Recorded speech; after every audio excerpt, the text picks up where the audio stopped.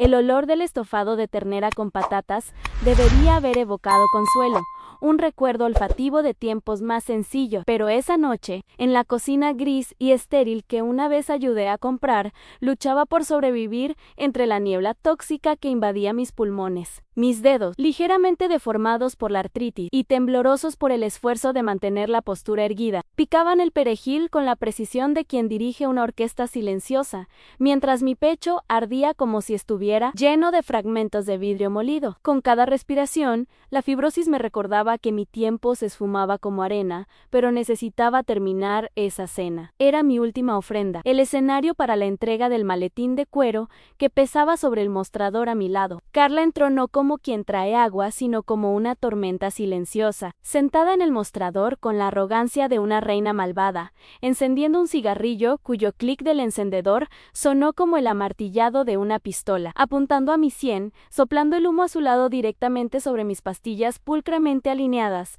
contaminando el poco aire que me quedaba con el veneno de su desprecio. Intenté reprimir la tos, sabiendo que cualquier signo de debilidad sería usado como munición, pero el humo era una entidad física, garras grises arañando mi tráquea inflamada, cerrando mi glotis en un espasmo de supervivencia. Carla, por favor. Mi voz salió como un siseo ahogado, ronco y patético, mientras me llevaba la mano al pecho, sintiendo el corazón latir erráticamente contra mis frágiles costillas. Mi pecho. ¿Sabes qué? No puedo con esto. Su reacción fue teatral, una actuación grotesca para un público invisible. Echó la cabeza hacia atrás y gritó llamando a Lucas, convirtiendo mi súplica en un insulto, gritando que la había llamado adicta y sucia en su propia casa. Los pesados pasos de Lucas en el pasillo resonaron como un trueno anunciando la destrucción. Entró en la cocina, con los ojos inyectados en sangre por el estrés y la furia, ciego a mi asfixia real, viendo solo las lágrimas de cocodrilo que corrían por el rostro inmaculado de la mujer que lo manipulaba como una marioneta de carne y hueso. No hubo preguntas,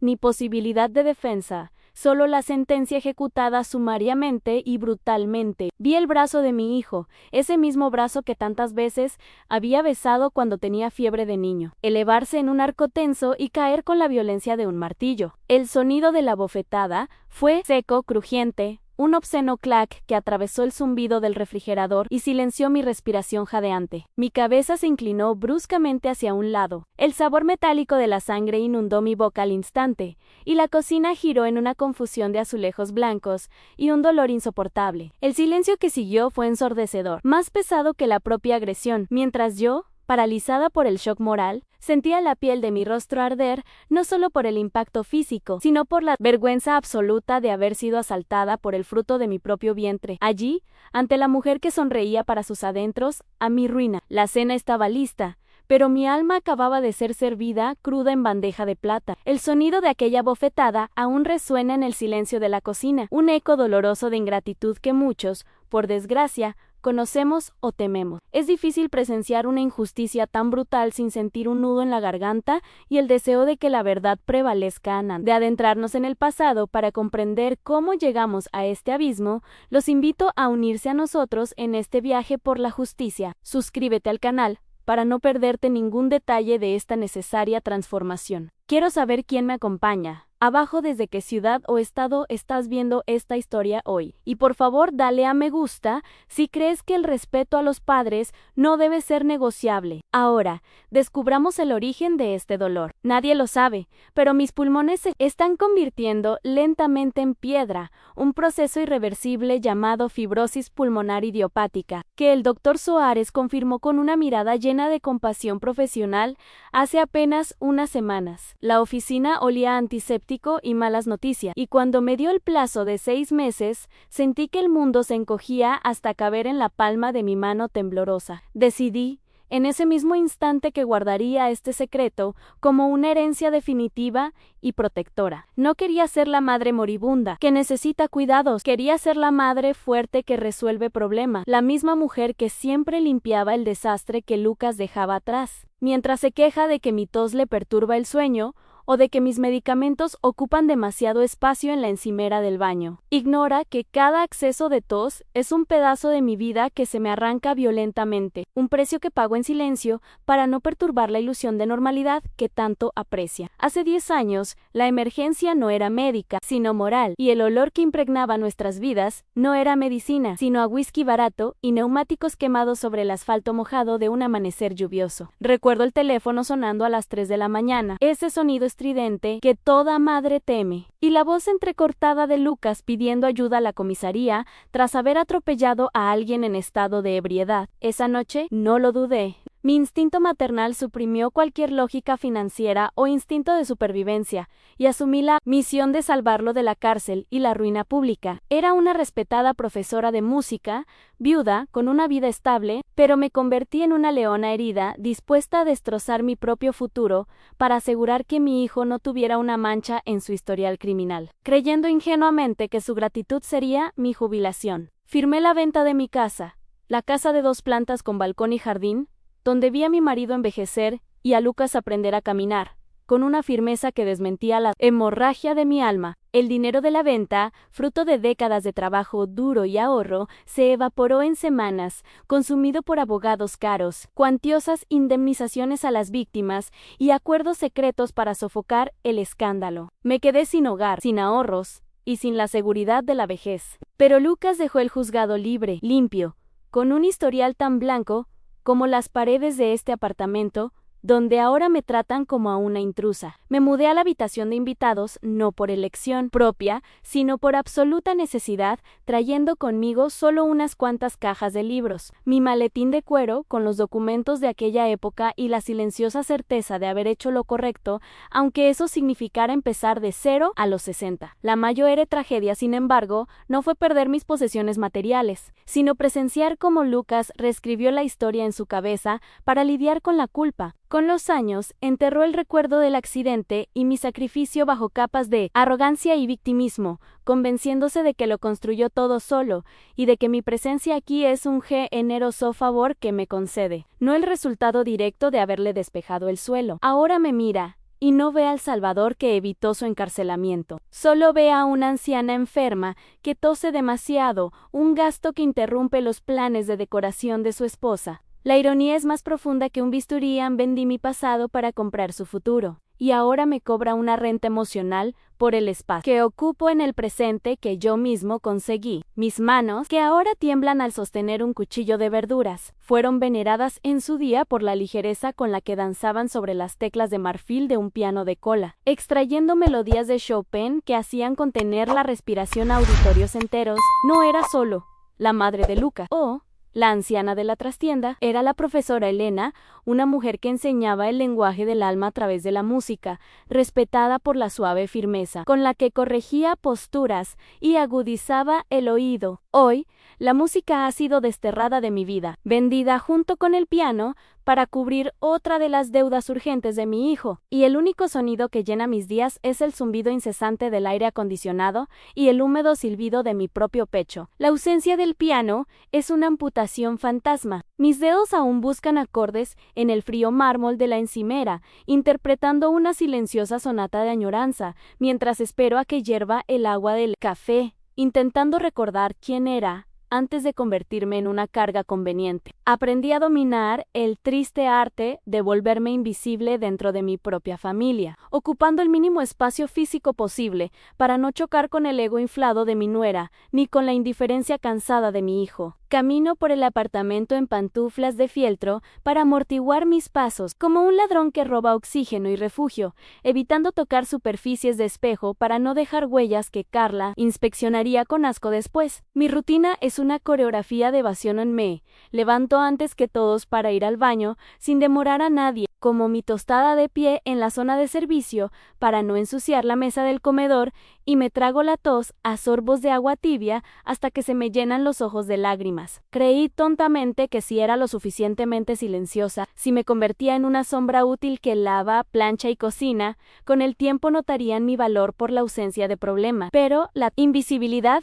no trae amor, solo olvido. La enfermedad es una compañera cruel e insidiosa, una entidad que se aprieta contra mi pecho con bandas de hierro cada vez que intento respirar profundamente, transformando el acto más natural de la vida en una batalla consciente y agotadora. La fibrosis pulmonar no duele como un corte o una quemadura. Me asfixia lentamente, como si estuviera sumergida permanentemente en un charco de gelatina densa, luchando por alcanzar la superficie que siempre está a centímetros de mi nariz. Escondo los inhaladores en el fondo del cajón de los calcetines y tomo las pastillas bajo llave en el baño, con el grifo abierto para disimular el sonido del envase, aterrorizada ante la idea de que Lucas descubra la gravedad de mi condición. Si supiera que me estoy muriendo, temo que su preocupación sea financiera, cuánto costará el funeral o la factura del hospital, y no emocional. Y no podría soportar ver el frío cálculo en sus ojos, reemplazando el dolor de la pérdida. En su apartamento es un mausoleo de fría modernidad, decorado en tonos grises, blancos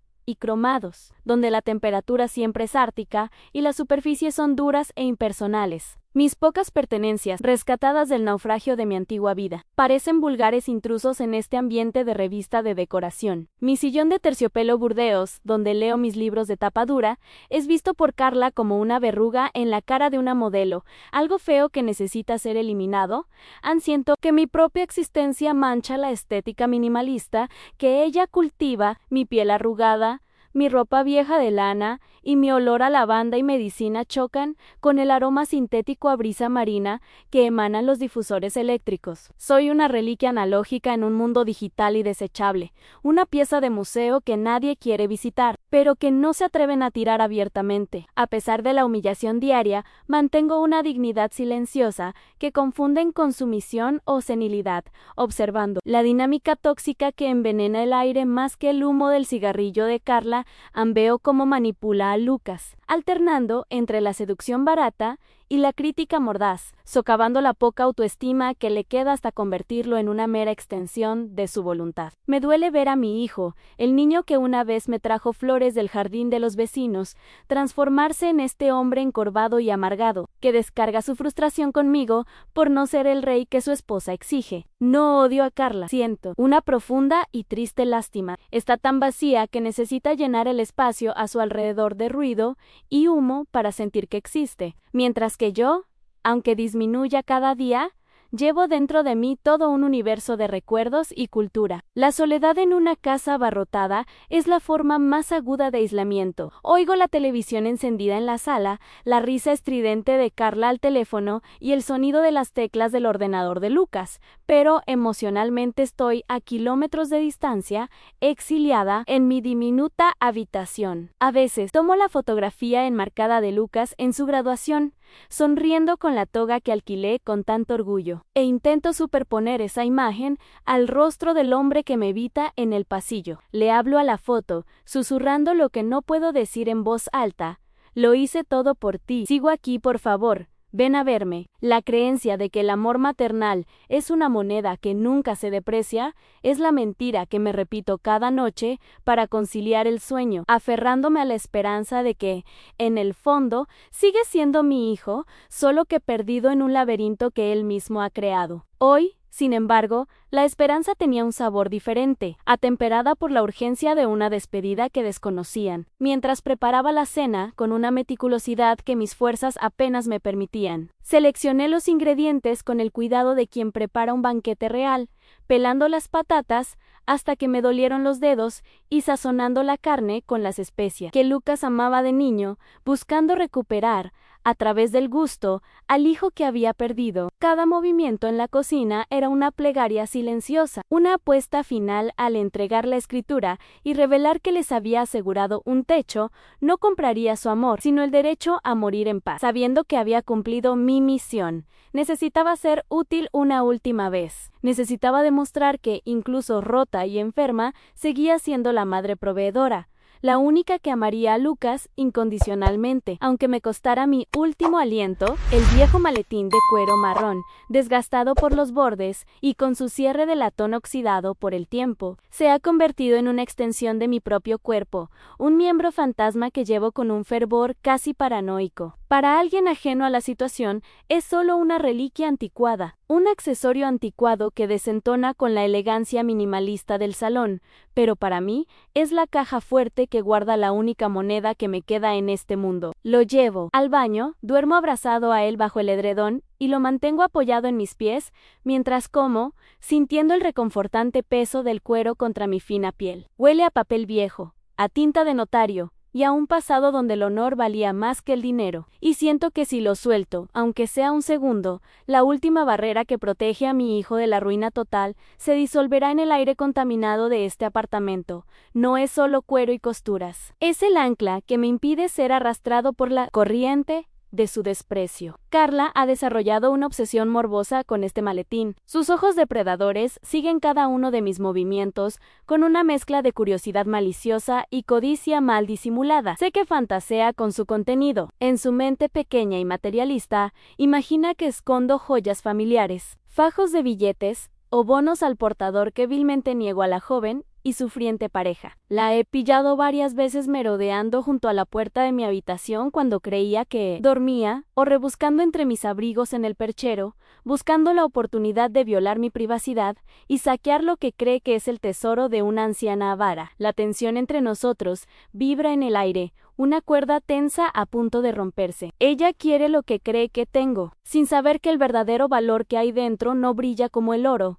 sino que pesa como una sentencia de libertad que jamás podría comprender. Lo que Carla ignora, en su inútil búsqueda de riquezas fáciles, es que el tesoro escondido bajo la solapa de cuero es, de hecho, el sacrificio supremo de una madre que ya lo dio todo. Dentro, protegido por un simple sobremarrón, se encuentra un cheque de caja de buen valor y una escritura de cesión de bienes raíces, fruto de la venta secreta de las últimas tierras que mi familia poseía en el campo, la granja donde nací y donde esperaba algún día esparcir mis cenizas. Vendí mi pasado hectáreo a hectáreo, negociando por teléfono con impacientes agentes inmobiliarios, mientras fingía leer novelas en el porche, todo para asegurarme de que Lucas nunca sufriera la humillación del desahucio. Esos papeles son la prueba fehaciente de que, aunque me tratan como un peso muerto financiero, soy yo quien en secreto sostiene las vigas que impiden que el techo se derrumbe sobre sus ingratas cabezas. Ayer, el peligro se acercó demasiado. Dejé la carpeta en la mesa de centro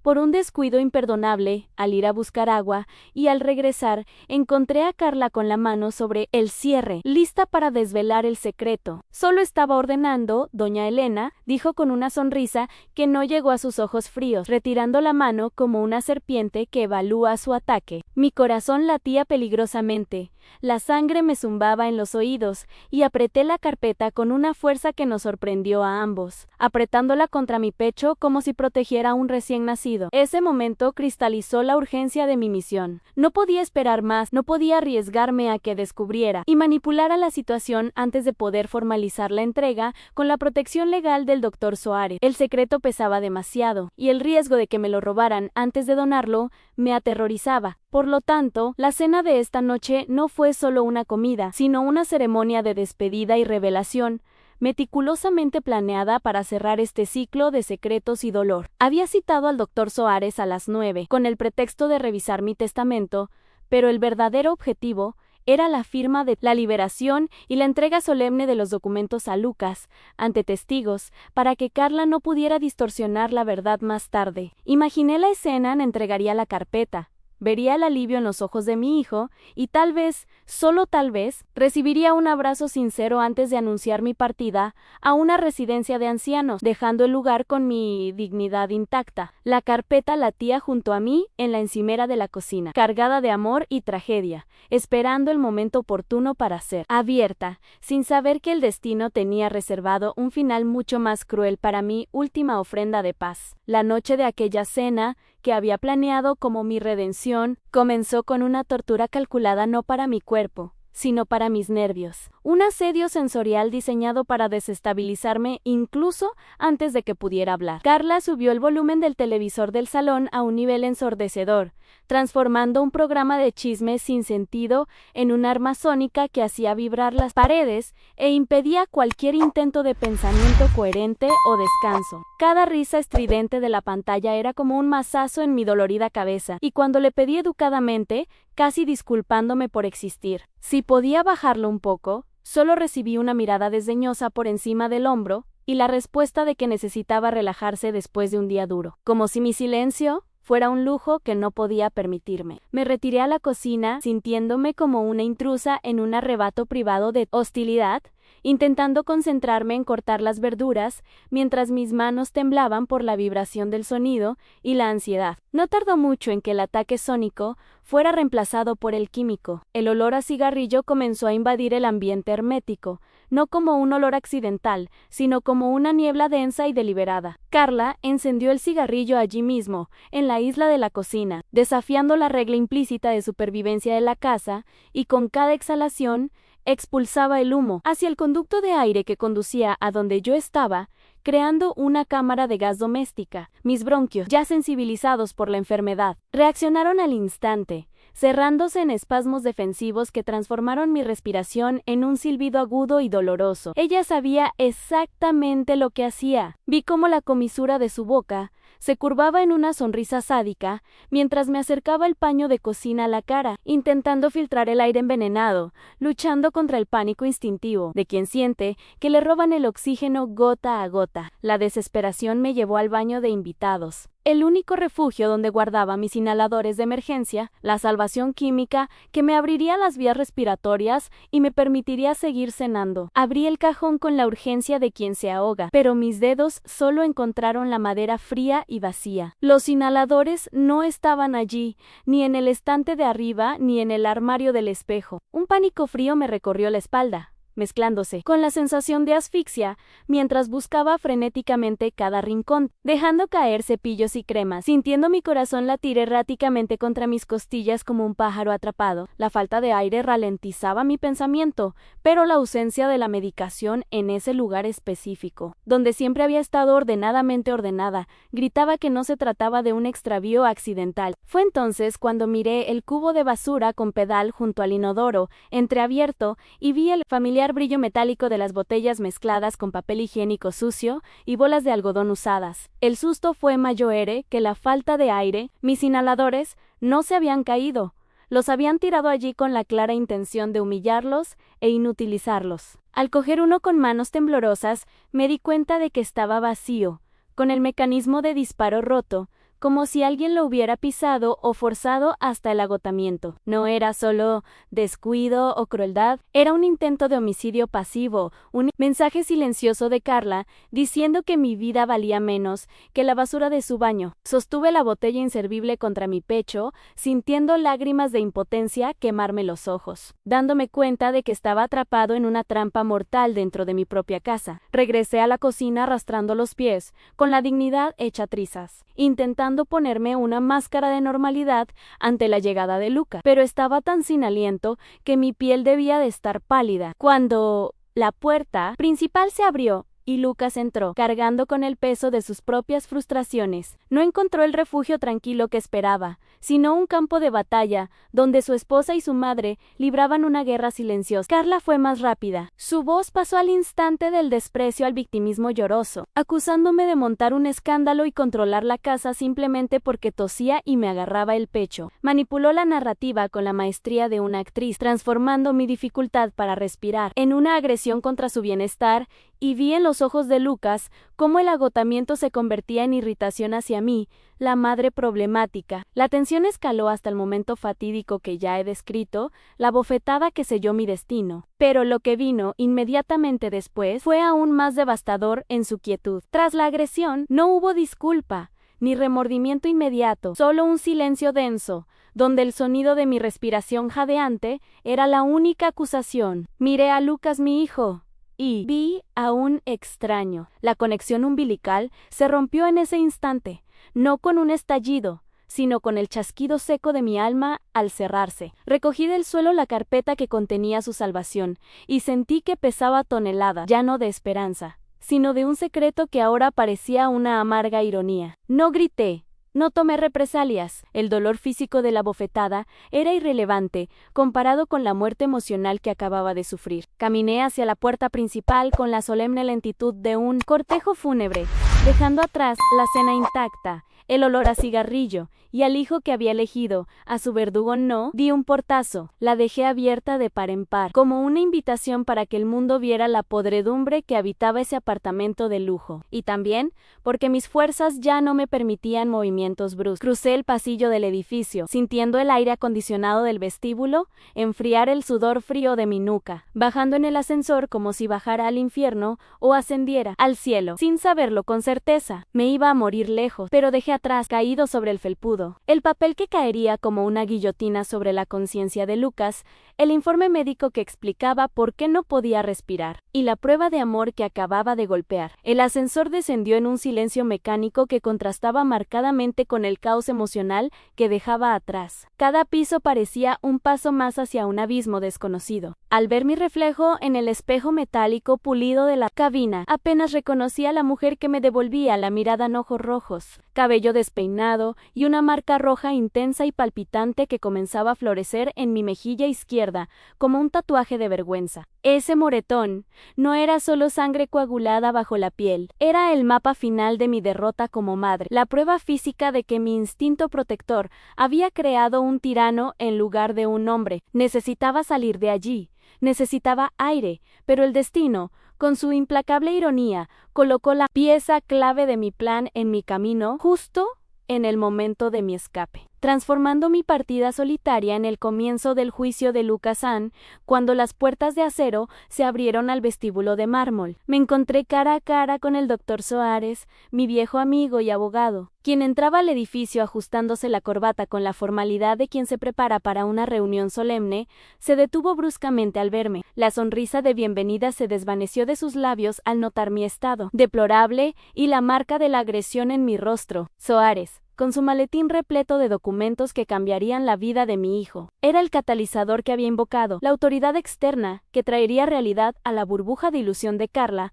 No necesitó preguntar qué había sucedido. Sus ojos expertos, acostumbrados a leer crímenes y tragedias, recorrieron mi rostro y comprendieron la violencia silenciosa que acababa de ocurrir, y vi que su expresión se endurecía, pasando de la preocupación a una furia controlada y profesional. «¡Elena! ¡Dios mío!», susurró, extendiendo la mano como si quisiera reparar lo roto, pero yo retrocedí instintivamente, protegiendo mi dolor con una frágil barrera de dignidad. Con la voz ronca, le expliqué rápidamente que no habría cena, que la celebración se había convertido en un velorio para los lazos familiares y que ya no podía volver a ese apartamento. Le dejé la responsabilidad de lo que vendría después con una mirada suplicante. Llevaba en su maletín la escritura de liberación, el regalo que había comprado con mi sangre, y ahora le tocaba a él decidir cómo entregar esa bomba. «Sube, Soares», supliqué, sintiéndome de nuevo sin aliento. «Tienen que saberlo.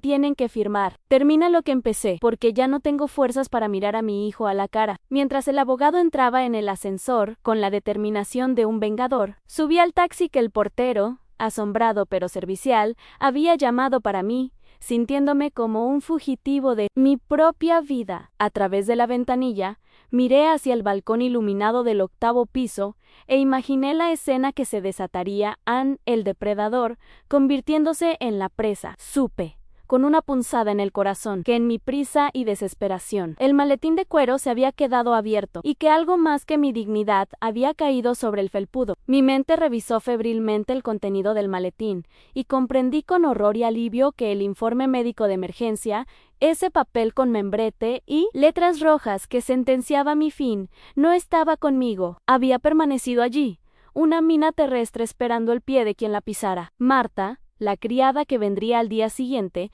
también era una pieza de este rompecabezas de verdades ocultas. Recordé haberle dejado una nota en el área de servicio, junto con un sobre con dinero extra, agradeciéndole por ser la única testigo silenciosa que a escondidas me traía tés y me enjugaba las lágrimas cuando Carla no veía. Marta sabía de las medicinas, sabía de la tos con sangre que yo secaba rápidamente con pañuelos, y su ausencia física esa noche se vio compensada por la omnipresencia de su lealtad. Si Lucas intentaba negar lo que hizo, si Carla intentaba distorsionar la realidad para el abogado, Marta sería la voz que, mañana, confirmaría que el martirio de doña Elena no era una invención, sino una crónica diaria de supervivencia. Todas las piezas estaban sobre el tablero, moviéndose solas ahora que yo había abandonado el juego. El taxi se alejó, alejándome del epicentro del dolor, pero mi mente estaba atrapada en ese vestíbulo, visualizando el momento exacto en que la cortina de humo se disiparía. Había dejado atrás no solo a un hijo desagradecido, sino un reguero de migas de pan que inevitablemente lo llevaría a la casa de la bruja que él mismo ayudó a construir. El informe tirado en el suelo y la inminente llegada del doctor Soares con la escritura formaron una tenaza mortal. Por un lado, la revelación de que su madre se estaba muriendo, por el otro, la prueba de que su madre le estaba salvando la vida económicamente. La verdad estaba a punto de acorralar a Lucas y Carla, no con gritos, sino con el peso insoportable de hechos documentados que ni la arrogancia de ella ni la ceguera de él podían ignorar. Cerré los ojos en el asiento trasero del coche, sintiendo el suave balanceo del vehículo como una cuna extraña, y dejé caer la primera lágrima verdadera, no de dolor físico, sino de luto por el hijo que necesitaba dejar, morir para que el hombre pudiera, tal vez, nacer. La ciudad transcurría fuera entre borrones de luces de neón, indiferente al drama de un apartamento de clase media, pero dentro de mí el universo se reajustaba. Había encendido la mecha y me había ido antes de la explosión, y ahora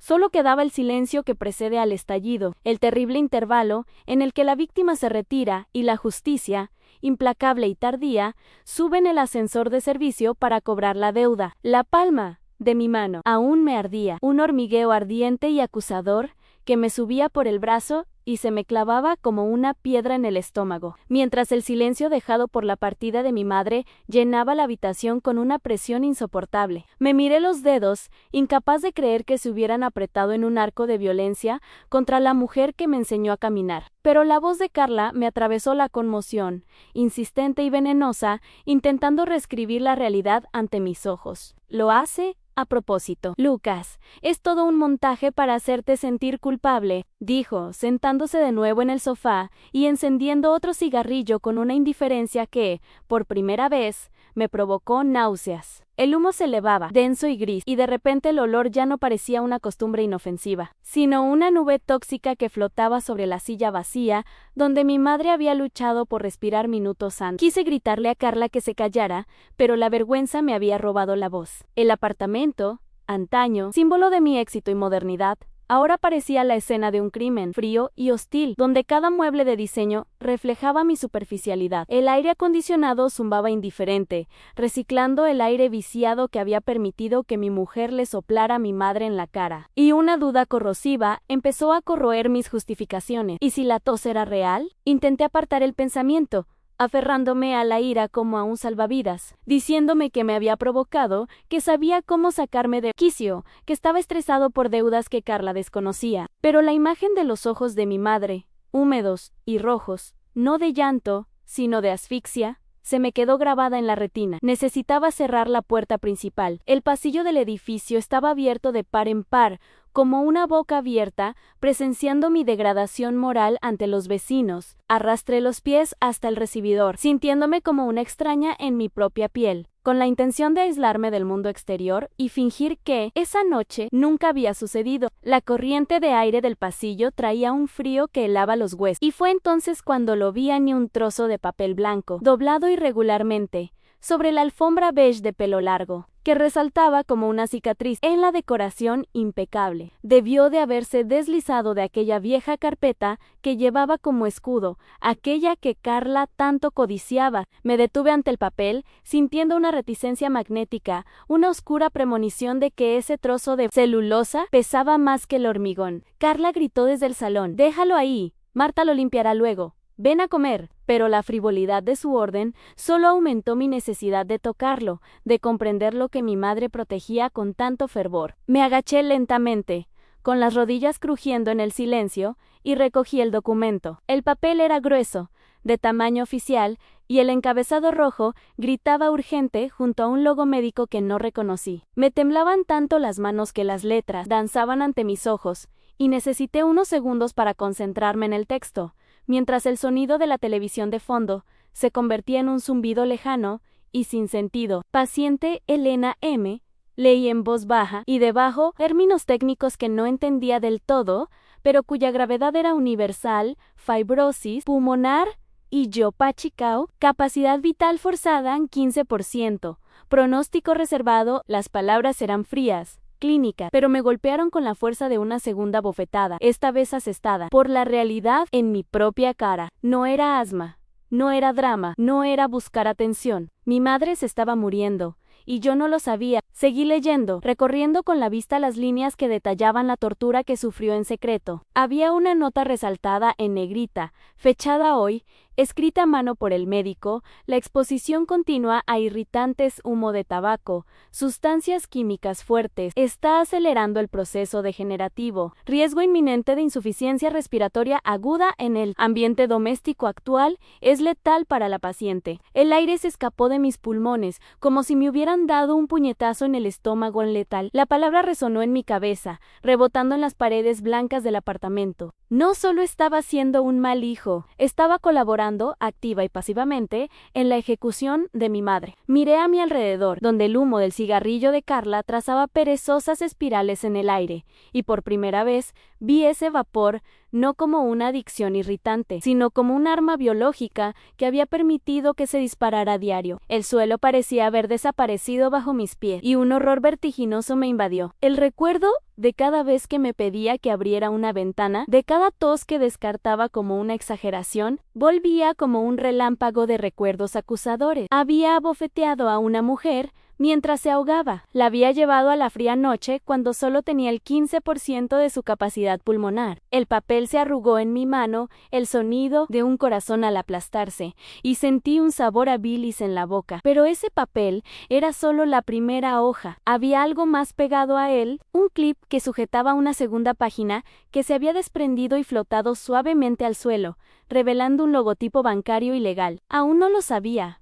pero el horror médico era solo el preámbulo. La verdadera devastación, la financiera y moral, estaba a punto de revelarse a mis pies, sellando mi sentencia de culpa eterna. Mis dedos, aún entumecidos por la impresión del informe médico, se movieron mecánicamente hacia la segunda hoja de papel que yacía sobre la alfombra. Un papel de textura diferente, más refinado y oficial. Al darle la vuelta, el logo del banco brilló en la fría luz del pasillo como una cuchilla, y lo que vi impreso me hizo ceder las piernas, obligándome a caer de rodillas, derrotado por la magnitud de mi propio error. Era un recibo de transferencia bancaria y una escritura de compraventa de mi apartamento, fechada ayer, por la cantidad exacta, hasta el último céntimo, de la monstruosa deuda que les había estado ocultando a todos, incluida a Carla. Mi madre no solo sabía que estaba al borde de la bancarrota, había vendido discretamente la finca en el campo, el último terreno que la conectaba con mi padre, y su propia historia, para evitar que el banco me quitara el techo, mientras la acusaba de ser un peso muerto financiero. Ella, de hecho, estaba liquidando su propia vida para asegurar la mía. El recuerdo del pasado, que había enterrado convenientemente bajo capas de ego y negación, irrumpió en mi conciencia con la violencia de un ahogamiento. De repente, no solo vi el cheque en mi mano, vi cómo vendían la casa de mi infancia hacía 10 años. Recordé los costosos abogados que pagó sin rechistar cuando yo, borracho e irresponsable, atropellé a aquel peatón. Había construido una falsa narrativa de que era un hombre hecho a sí mismo, un hombre que triunfó solo. Pero la cruda realidad estaba ahí, impresa en tinta negra. Siempre había sido un parásito emocional y financiero, chupando la vitalidad de mi madre para alimentar mis delirios de grandeza. Nunca me cobró ni un céntimo, nunca me echó en cara que vivía gratis en el apartamento que compró 2 veces, una como entrada y ahora como cuota pagada. La agredí físicamente justo cuando preparaba el festín para concederme la libertad. Levanté la vista del periódico, sintiendo una náusea física subirme por la garganta. puerta y miré por el pasillo hacia la sala, donde Carla permanecía sentada, ajena a la devastación que se desplegaba a pocos metros. La figura de mi esposa, envuelta en la nube de humo que exhalaba con tanto placer, se transformó ante mis ojos. Ya no veía a la mujer sofisticada de la que me había enamorado, sino a un monstruo de vanidad que se alimentaba de mi debilidad. El olor a cigarrillo, que antes toleraba como una costumbre moderna, ahora me impactaba como el olor a carne quemada, el olor de la tortura que infligíamos a una mujer que respiraba a solo el 15% de su capacidad. Carla se rió de algo en la televisión, un sonido agudo y vacío, y esa risa fue el detonante que detonó la última barrera de mi ceguera. Había cambiado el amor incondicional de una madre santa por el cruel capricho de una mujer que escondía inhaladores para asegurar su lugar en el armario. Me levanté, tambaleándome como un hombre ebrio de pena, apretando los documentos contra el pecho como si fueran las reliquias de un santo mártir, y entré en la habitación. Carla ni siquiera se giró. Seguía revisando su teléfono, quejándose sin mirarme. ¿Ya se fue la anciana? Espero que no vuelva antes de que termine mi serie. Ese sonido de tos me da asco. La frase quedó flotando en el aire, obscena y brutal. Por primera vez vi la arquitectura de su manipulación anhel, aislamiento de mi madre, las quejas constantes, el humo deliberado. No era estrés, era exterminio. ¿Sabías? Mi voz salió como un susurro entrecortado. ¿Sabías que se estaba muriendo? ¿Y tiraste los inhaladores a la basura? Carla finalmente me miró, y lo que vi en sus ojos no fue arrepentimiento, sino la molestia de alguien pillado en una broma infantil. ¡Ay, Lucas, no empieces con el drama! Solo quería atención. Y la consiguió. La frialdad de su respuesta fue un choque térmico que paralizó mi furia y la transformó en un horror gélido. Comprendí, con aterradora claridad, que estaba casado con una sociópata emocional, alguien incapaz de empatía, y que para complacerla me había convertido en el verdugo de la única persona que moriría por mí. Miré sus manos, uñas perfectamente cuidadas que sostenían el cigarrillo encendido, y luego las mías, las mismas que habían golpeado a mi madre en la cara. Éramos cómplices de un asesinato lento. El documento de liberación me quemaba en la mano, un regalo que no merecía, comprado con la sangre de una mujer a la que había desterrado por una noche. Quería vomitar, quería arrancarme la piel, quería retroceder en el tiempo solo 30 minutos para recibir esa bofetada en su lugar. Ella pagó el apartamento, Carla, dije, mostrando el papel tembloroso. Lo vendió todo para salvarnos, y la matamos un poco cada día. Carla entrecerró los ojos, concentrándose no en la tragedia, sino en el número impreso en el cheque, su codicia encendiéndose como una cerilla encendida en la oscuridad. Empezó a levantarse, con una sonrisa calculadora formándose en sus labios, lista para manipular la situación a su favor, lista para decir que, ahora, todo estaría bien. Pero antes de que pudiera pronunciar otra palabra venenosa, antes de que yo pudiera gritar todo el autodesprecio que sentía, el timbre rompió el aire denso del apartamento. No era un timbre cualquiera, sonaba como el gong de un tribunal, seco y autoritario. Supe, con un instinto que trascendía la lógica, que no era mi madre que regresaba, era el destino que llegaba para cobrar la deuda que no tenía forma de pagar. Me quedé mirando la puerta, petrificada, sabiendo que quienquiera que estuviera al otro lado traería el fin del mundo tal como lo conocía. El timbre volvió a sonar, no como una llamada, sino como una sentencia, y al girar la llave con los dedos entumecidos, la figura del doctor Soares llenó el umbral como una torre de juicio moral. No lucía la sonrisa cordial de los almuerzos dominicales. Su rostro era de granito, sus ojos, tras unas gafas de montura dorada, eran fríos y penetrantes, y su postura irradiaba una autoridad que enrarecía el aire del pasillo. No necesitó pedir permiso. Entró en el apartamento como si poseyera la verdad absoluta, trayendo consigo el aroma a lluvia y justicia, un violento contraste con el aire estancado y viciado que flotaba en nuestra sala. Al verme de rodillas en el suelo, con los papeles de mi madre esparcidos a mi alrededor como restos de un naufragio, no mostró sorpresa, solo una silenciosa y triste confirmación de que había fracasado estrepitosamente en la prueba más importante de mi vida. Caminó hacia el centro de la habitación, ignorando a Carla, quien se había levantado con una expresión de fingida hospitalidad, y se detuvo frente a mí, observando los documentos en mis manos temblorosas. Veo que la curiosidad final finalmente te ha llevado a la verdad. Lucas, dijo, con su voz profunda, resonando con un desprecio contenido que hirió más profundamente que cualquier grito. Tu madre me llamó hoy para celebrar la entrega de esto. Quería ver tu cara cuando supiera que te había salvado de la miseria. Una vez más, Anne preparó la cena, se vistió con sus mejores galas y esperaba un abrazo. Hizo una pausa, mirando a su alrededor, inhalando el denso olor a cigarrillos con una visible mueca de disgusto. En cambio, me encontró en el vestíbulo, llorando, con la cara marcada por la mano de su propio hijo, huyendo de la casa que acababa de pagar. La mención de agresión física hizo que Carla se ahogara, no por shock moral, sino por miedo a las consecuencias legales. Intentó intervenir, con su voz estridente, intentando recuperar el control de la narración. Doctor Soares tiene que entender. Fue un momento de estrés. Doña Elena estaba insoportable, provocadora. Empezó, moviéndose hacia el documento como si fuera un imán. Soares giró el cuerpo con una agilidad sorprendente para su edad y levantó la mano, silenciándola con un gesto imperioso. «Cállate», bramó, desmoronándose por completo su máscara de cortesía. No tienes derecho a hablar en esta casa. Soy el albacea legal de la voluntad de Elena, y su deseo, hasta hace media hora, era asegurarte un techo. Pero lo que veo aquí no es una familia en apuros, es una escena de tortura doméstica continua. Me arrebató los papeles de la mano flácida, recogiendo la escritura y el cheque de caja con celo protector, apartándolos de la mirada codiciosa de Carla.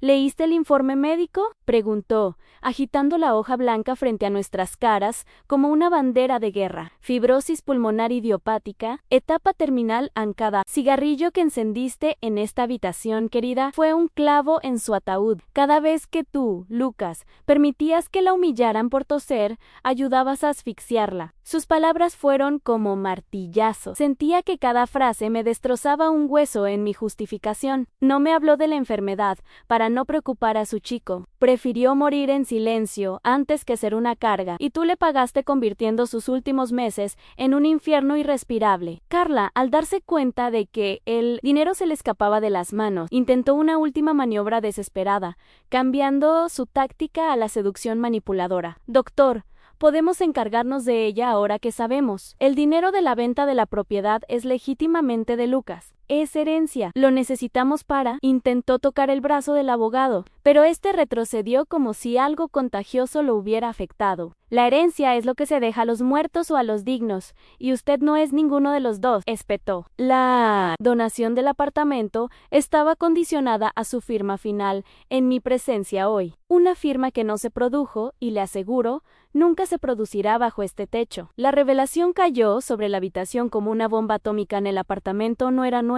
La deuda seguía vigente. El sacrificio se había hecho, pero la recompensa había sido revocada por nuestra crueldad. Miré a Carla y por primera vez vi pánico real en sus ojos, no por mí ni por mi madre, sino por el declive de su vida. «La golpeaste, Lucas», gritó, girándose hacia mí para protegerse del abogado. Fue el doctor. Intenté detenerlo. Siempre le dije que tuviera paciencia. Su traición fue tan rápida y absoluta que casi me río de la desesperación. El doctor Soares la miró con fría compasión. Vi la marca en su rostro. Señora, y sé exactamente quién creó el ambiente que lo incriminó. No intente excusarse. Son cómplices de la bancarrota moral de esta familia. Guardó los documentos en su maletín de cuero. El sonido de el cierre metálico resonó como la cerradura de una celda. Helena me ordenó, mientras aún estaba en el taxi, que suspendiera cualquier transacción. El dinero regresa a su cuenta, el apartamento sigue sin pagar, y a partir de mañana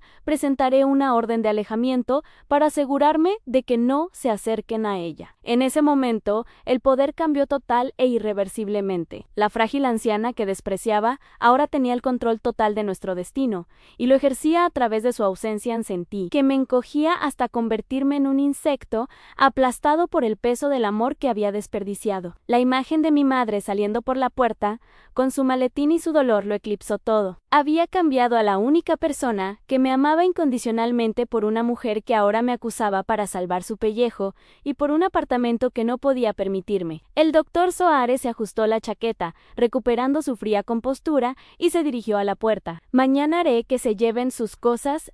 No toques nada, ni un libro, ni una foto. Ya le has quitado demasiado. Cuando la puerta se cerró de golpe tras él, El silencio que siguió no fue de paz, sino de aniquilación absoluta. Estaba solo con Carla, pero la distancia entre nosotros era ahora un abismo insalvable. El olor a cigarrillos aún flotaba en el aire, pero ahora tenía el inconfundible olor a fracaso y muerte. Miré mis manos, las manos que habían golpeado a mi madre, y deseé poder arrancármelas a la victoria de Carla. El espacio libre en el apartamento, la ausencia de la vieja aburrida, nos había costado todo lo que teníamos. El misterio del maletín estaba resuelto, contenía nuestra salvación, y lo habíamos destrozado con los dientes de nuestra ingratitud. Caí en el sofá, cubriéndome la cara, mientras el sonido de la respiración jadeante de mi madre, que tanto odiaba, resonaba en mi memoria como la música más triste y hermosa que jamás volvería a escuchar. Hoy me desperté con el sol bañándome la cara,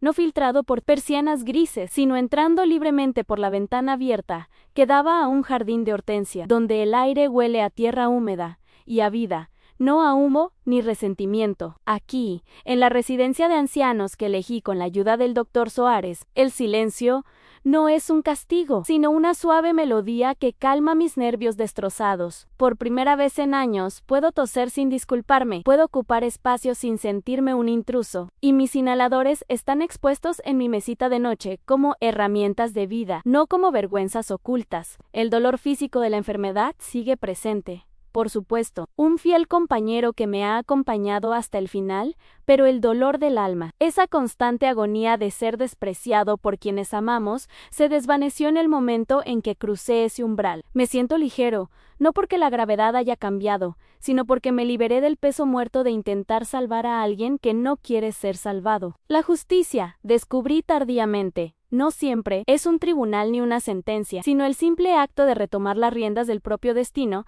y dejar que otros cosechen lo que han sembrado. El doctor Soares vino a verme esta tarde, trayendo no solo flores, sino también la confirmación de que el cheque de caja había sido devuelto a mi cuenta y que la escritura de liberación había sido anulada. El dinero que habría comprado el ingrato consuelo de Lucas ahora garantizará mi dignidad y excelentes cuidados paliativos hasta mi último día. Supe, por las cautelosas palabras del abogado, que el caos se había apoderado del apartamento, las deudas de Lucas explotaron sin mi red de seguridad, y la unión con Carla se desmoronó en cuanto desapareció el dinero, revelando la fragilidad de un amor basado en el interés propio. No sonrío ante la desgracia de mi hijo. Mi madre aún lo lamenta, pero finalmente comprendí que protegerlo de las consecuencias de sus actos era la forma más cruel de incapacitarlo. Ahora tendrá que aprender a ser hombre a través del dolor, ya que rechazó aprender a través del amor. Redescubrí pequeños placeres que creía perdidos para siempre, fragmentos de la Elena que existió antes de ser solo la madre de Luca. Ayer me senté al piano en el salón comunitario. Tenía los dedos entumecidos y la respiración entrecortada, pero al tocar el primer acorde de un nocturno de Chopin, sentí que la música llenaba el vacío que la humillación había tallado en mi pecho. Las enfermeras se detuvieron a escuchar, y vi respeto y admiración en sus ojos, sentimientos que no había sentido en tanto tiempo que había olvidado su sabor. Ya no soy una carga, una vieja tos en la trastienda. Soy una mujer con historia, con talento, con preferencia, y con una voz que, aunque ronca, vuelve a oírse. Puede que la enfermedad me esté consumiendo los pulmones, pero mi espíritu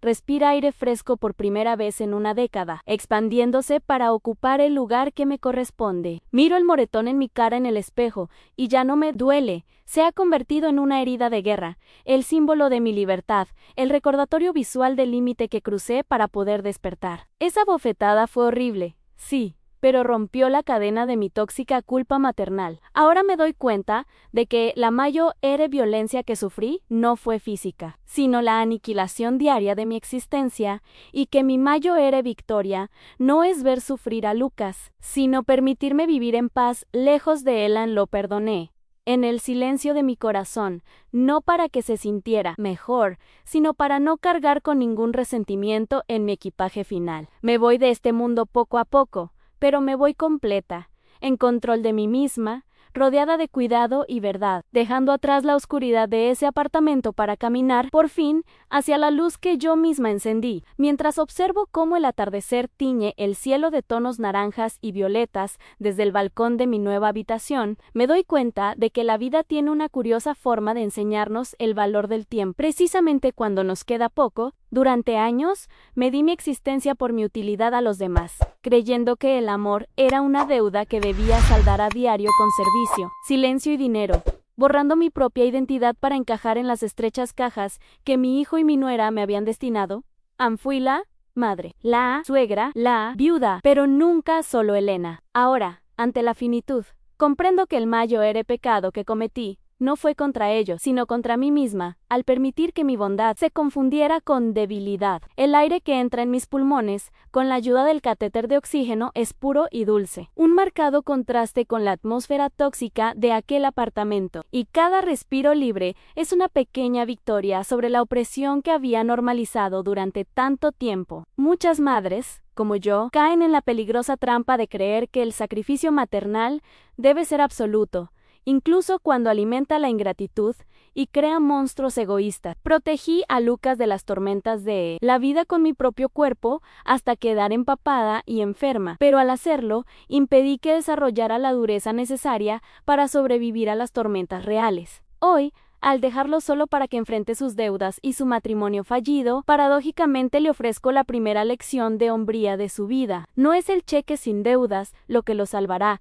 sino su ausencia. Necesitará caer, rasparse las rodillas y sangrar para comprender que el techo que tenía no era un derecho divino, sino un privilegio mantenido con el sudor y las lágrimas de aquellos a quienes despreciaba. Mi negativa a ayudarlo ahora no es venganza, es la forma de amor más dolorosa y necesaria que me queda en el amor que libera al otro para crecer a través de las consecuencias. La soledad que tanto temía en aquella fría habitación de invitados se reveló como una compañera serena y digna, muy diferente del amargo aislamiento que sentía rodeada de gente que me ignoraba. Aquí, la soledad se llena de libros, música, las cariñosas visitas de Marta, quien renunció al día siguiente de mi partida, a menos, y las largas y sinceras conversaciones con el doctor Soares, quien resultó ser más familia que mi propia sangre. Descubrí que familia no son solo quienes llevan nuestro apellido o comparten nuestro ADN, sino quienes nos dan la mano cuando el miedo nos atenaza y respetan nuestro dolor sin juzgarnos. Quienes se quedaron en el apartamento gris tienen un vínculo de sangre, pero perdieron el del alma. Son desconocidos, familiares que ocupan un pasado que ya no me define, personajes de un triste capítulo que finalmente tuve el valor de cerrar. A veces, imagino lo silencioso que debe estar ese apartamento ahora, sin el sonido de mi tos para culparlos de sus frustraciones, sin mi presencia para servir de chivo expiatorio de su infelicidad conyugal. Consiguieron lo que querían en el espacio, la privacidad, la ausencia de la anciana. Pero el precio fue la paz que nunca tendrán, porque la sombra de la injusticia que cometieron los perseguirá en cada rincón de esa casa que pagué. Yo, en cambio, duermo el sueño de los justos, sin el peso de las palabras no dichas, ni los gestos de cariño rechazados. Mi conciencia es un lago en calma, y aunque mi cuerpo flaquea, mi mente nunca ha estado tan clara y fuerte. La enfermedad me llevará pronto, lo sé, pero se llevará a una mujer completa, que rescató sus piezas y las pegó con oro, y no a una víctima destrozada en el suelo de una cocina. El maletín de cuero marrón, que fue el eje de toda esta tragedia y redención, ahora reposa en el fondo de mi armario, vacío de documentos, pero lleno de significado simbólico. Ya no contiene la salvación financiera de nadie, sino que representa el límite que tracé entre lo que les debo a los demás y lo que me debo a mí mismo. Lo miro y ya no siento la ansiedad de ocultar secretos, sino el alivio de haber revelado la verdad, por dura que haya sido. La verdad, aprendí, es como una cirugía sin anestesia, duele, sangra, deja cicatrices, pero es lo único que elimina el tejido muerto y permite una verdadera sanación. Eliminé el cáncer de la dependencia emocional de mi vida, y aunque el procedimiento fue traumático, el resultado es esta paz innegociable que siento ahora, viendo terminar el día sin que nadie me llame con desprecio. Dejo esta historia no como un lamento, sino como un testimonio y una advertencia para quienes aún tienen tiempo de cambiar el guión de sus vidas. No esperen, como yo esperé, a que la enfermedad o la violencia sean los catalizadores para reclamar el respeto que merecen. No vendan sus almas para comprar el afecto de quienes solo aman lo que ustedes pueden ofrecer. Puede que hayan vendido mi piano, puede que me hayan robado la salud, pero mi última voz es esta confesión de triunfo silencioso. Soy Elena, y aunque mis pulmones están petrificados, mi alma por fin ha aprendido a volar. El sol se pone en el horizonte y cierro los ojos no para escapar, sino para saborear la tranquila oscuridad que precede al descanso eterno, feliz de saber que,